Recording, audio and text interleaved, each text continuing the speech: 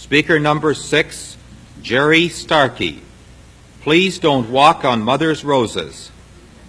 Please don't walk on Mother's roses, Jerry Starke.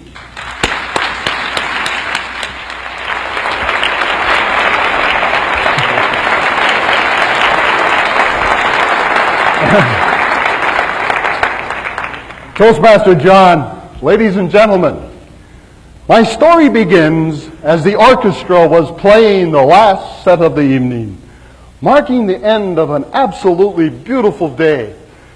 The bride came over to us and said, "Mom, Dad, we're leaving now. Thank you for everything, and we love you very much." And as the two of them left, I could see her mother's lips quivering, her eyes welling up. It wasn't just our only daughter that was married, but the last of 3 children to leave the nest.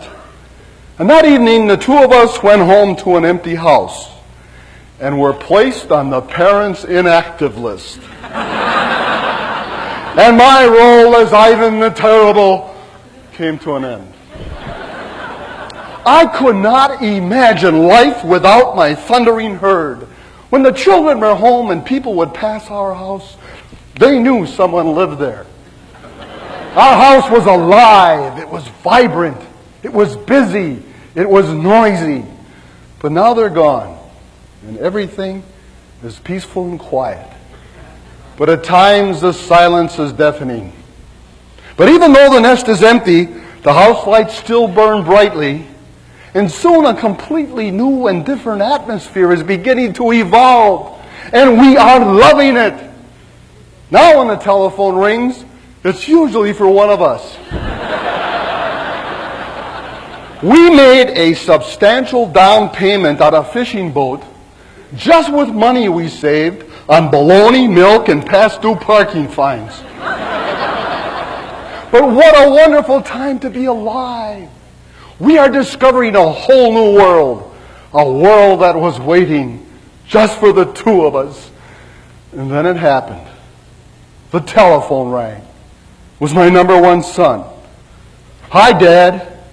"Say, Dad, I'm contemplating a career change. Would it be okay if I move back home for a few months? I need a little time to get in touch with my feelings." I received a nice letter from my little guy describing his job, his apartment, his new girlfriend. "P.S. Dear Dad, I decided to go on to graduate school. Would like to talk to you about tuition." We didn't plan for that. And at that moment, our golden pond seemed farther and farther away. But as time went on, a pattern developed. And after comparing notes with some of our friends, we realized that our children, God bless them, like many other adult children, are dumping their little problems on their parents. Now, some parents don't see this as a problem, and I lean that way. We are willing to bear the burdens of our adult children in order to strengthen the parental relationship, and this is good. Yet there are those who have given their children wings, and like the mother eagle, have prepared their young for the day when they must fly alone. Well, one evening the two of us reached a decision. I would like to share that decision with you this morning. And if you disagree, I hope you won't judge us too harshly. But I delivered that decision on Father's Day. Father's Day. Not nearly as important as Mother's Day, but they all came home to pay homage to the King.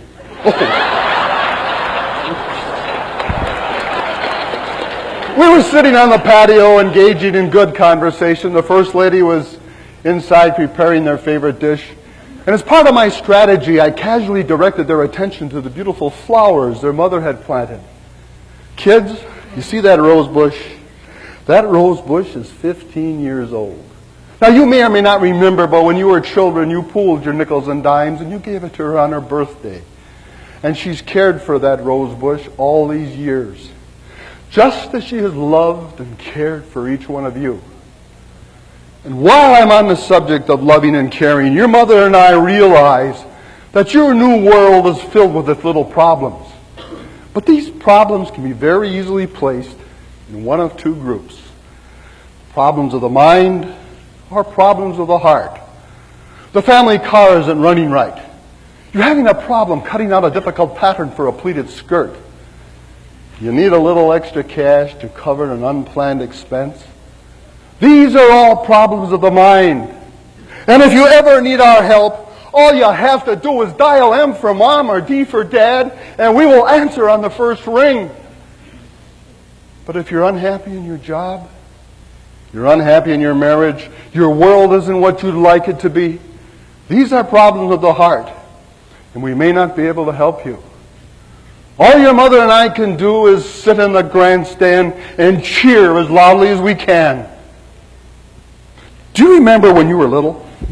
I would take you out in the backyard and throw the ball. Once in a while you'd catch it. Most of the time you would drop it, become discouraged, sit down in the grass and cry.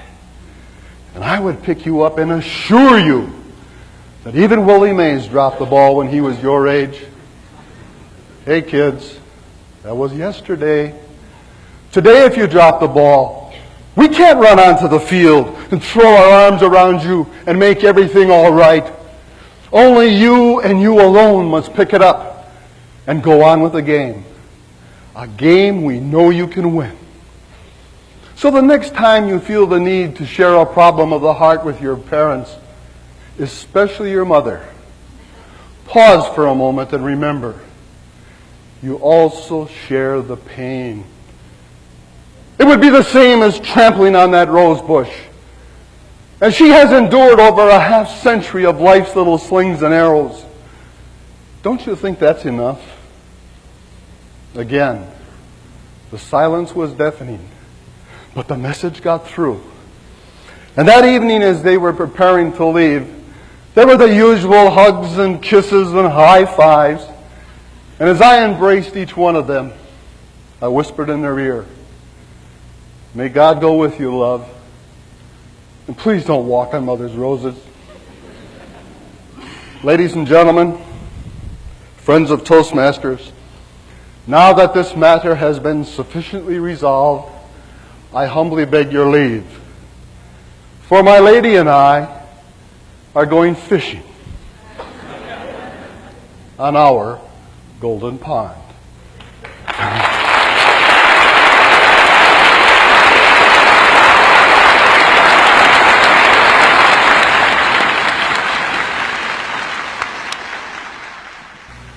And our 1988 champion, Jerry Starke.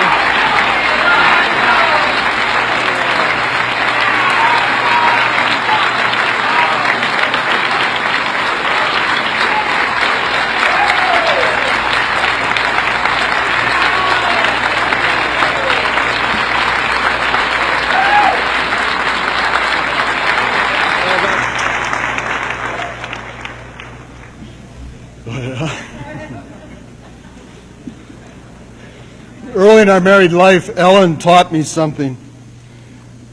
She's, when you're lost for words, the best thing to do is just smile and say thank you. You got it, Father.